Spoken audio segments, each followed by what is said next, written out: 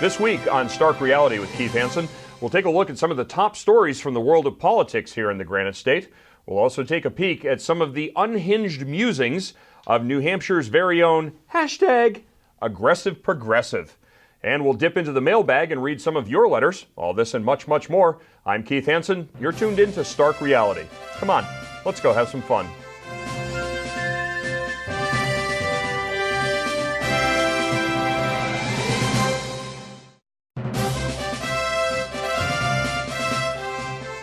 Welcome back to Stark Reality. I'm Keith Hanson.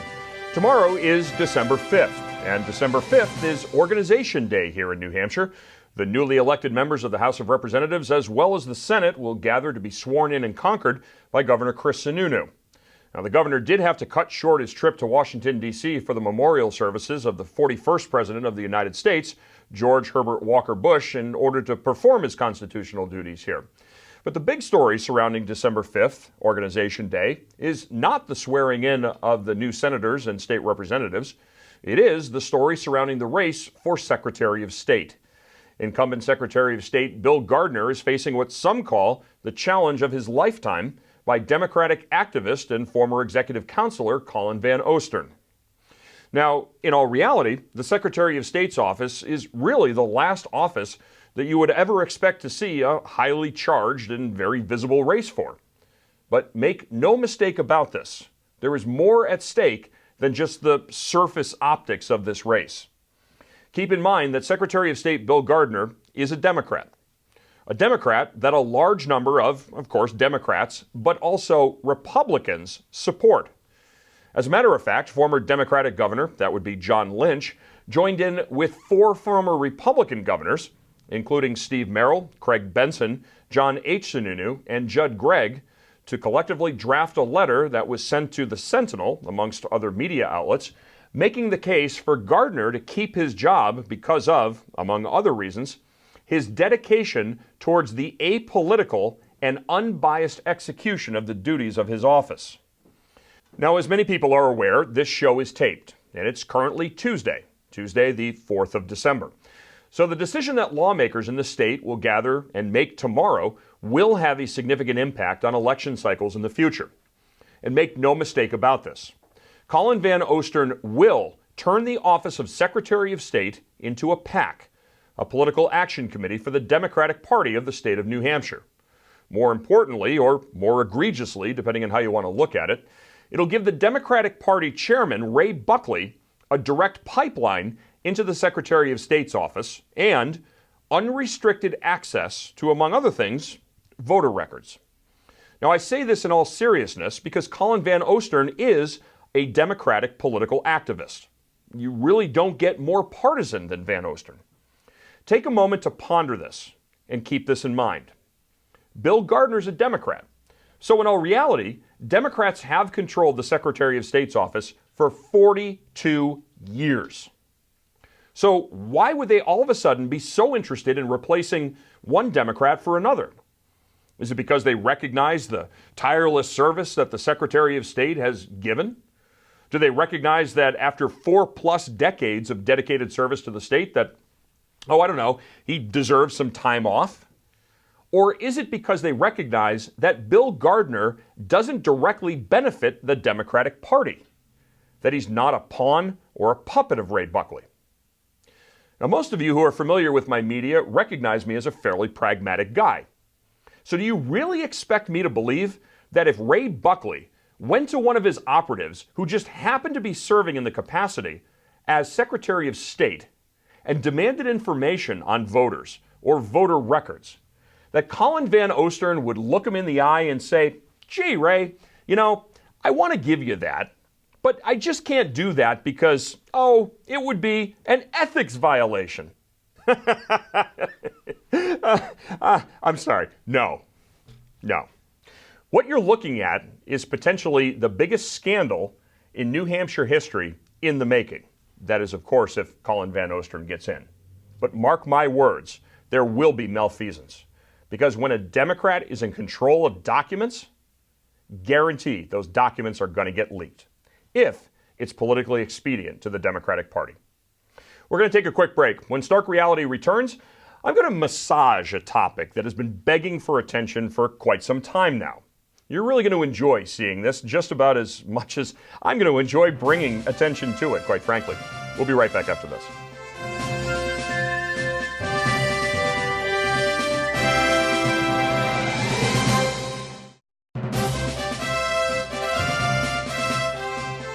Welcome back to Stark Reality. I'm Keith Hanson.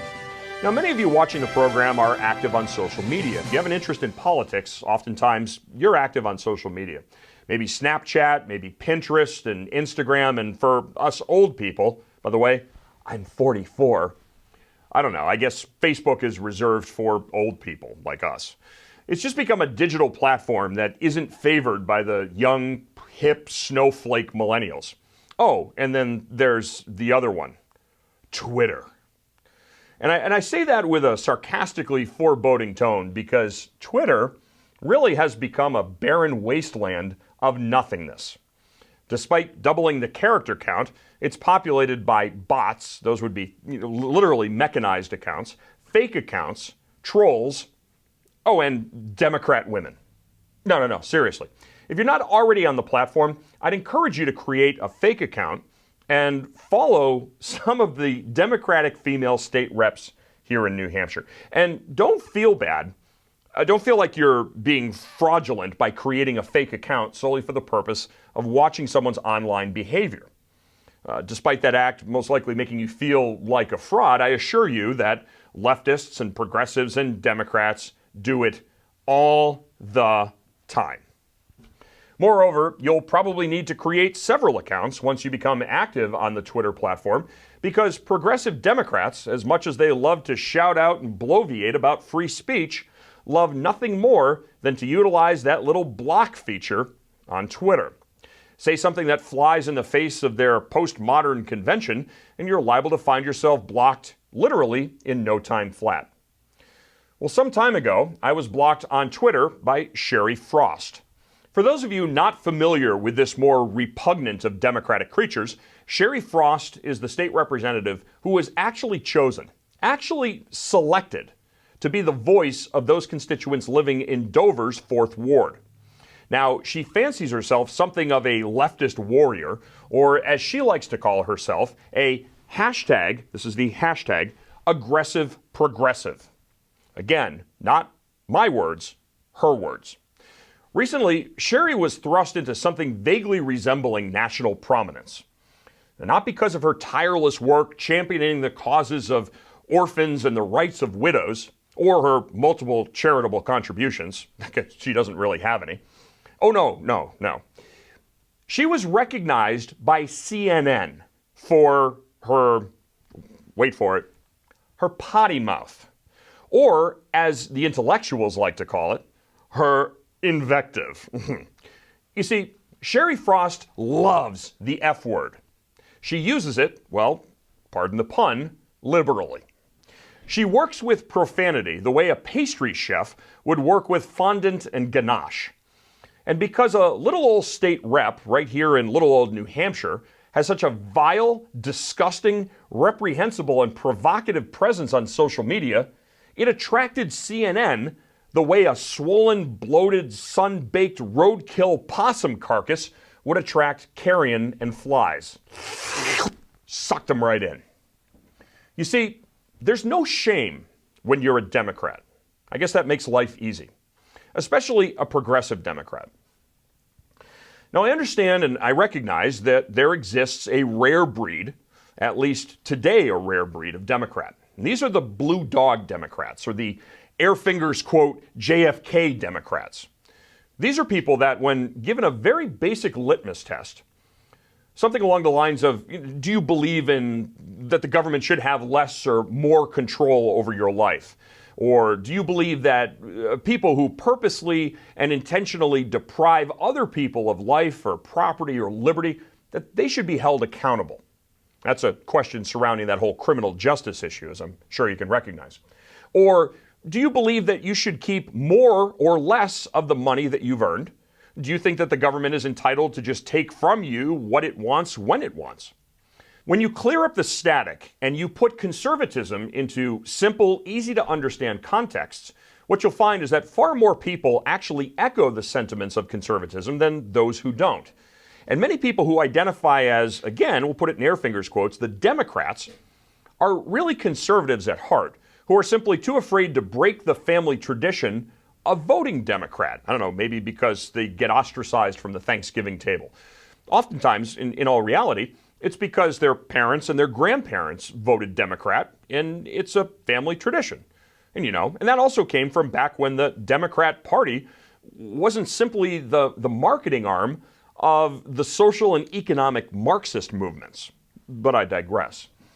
The modern Democrat, the co-opted brain-dead line worker who lives their life believing that the key to creating their socialist utopia lies in changing the prevalent worldview through the co-opting of our culture and our institutions through standard social science model concepts like postmodernism, relativism, social constructionism, cultural determinism, all those isms. And it's hard to keep track of all this. Trust me, I can't even keep track of it all, and I do this for a living.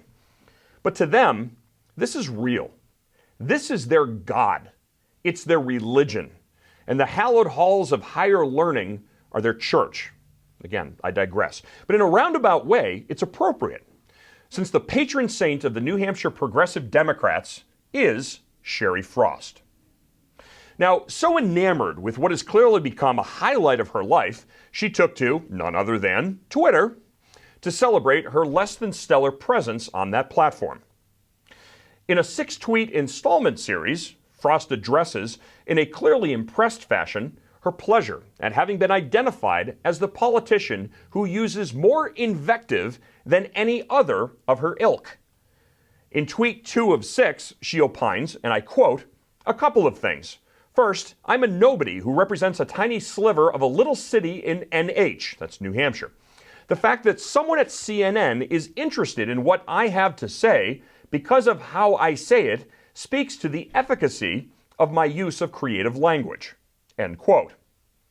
Now keep in mind, violence and invective was what thrust Jerry Springer, remember him, into the prominence of the landscape of daytime television.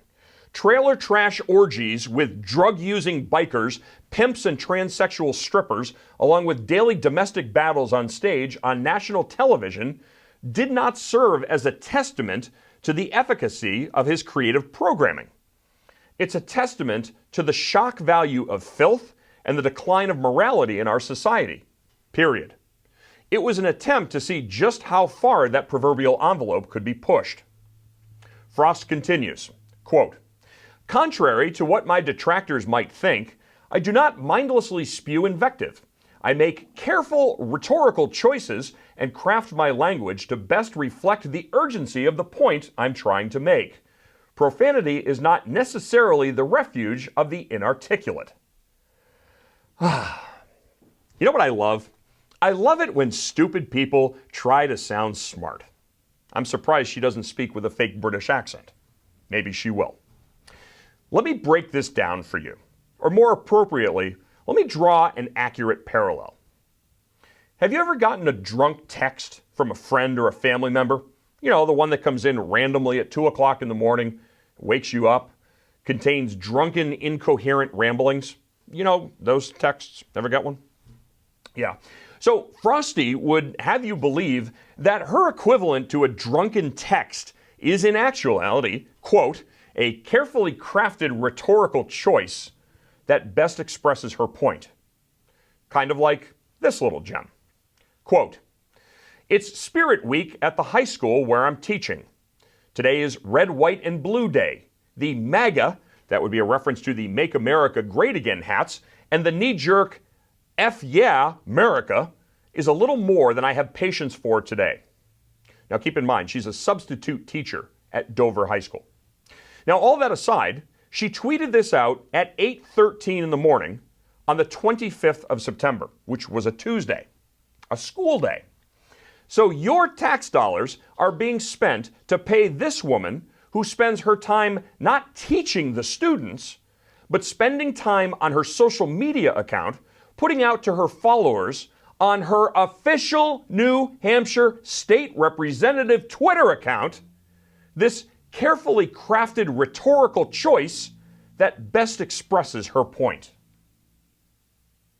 It's also interesting to note that this person, who has not only taken a constitutional oath of office, but who has also taught constitutional studies at a local community college, expresses that, and I quote, "Yeah, that liberty and justice for all line irks me every time." That's in agreement with and in furtherance of a follower's response who wrote, quote, "Personally, it's the Pledge of Allegiance that always turns my stomach." Or this carefully crafted rhetorical choice that also best expresses her point. Quote, "Women everywhere and our male allies," those would be the soy-sipping, handbag-carrying guys, "need to line up. Hashtag," there's that social justice warrior language again, hashtag link arms and issue a collective, "You want her, mother go through us first. I stand in solidarity with Christine Blasey Ford." Now, this is but the tip of the proverbial iceberg. In fact, I'm going to be carving out a small little section of the show each and every week to bring to you the highlights of the social media activities of not only Sherry Frost, but her other gaggle of progressive ilk. Feel free to send in your submissions as well. I'd love to include them in this little featurette. We need to take a quick break, but when we return, we're going to dip into the mailbag and share your thoughts. You are watching Stark Reality with me, Keith Hanson. We'll be right back.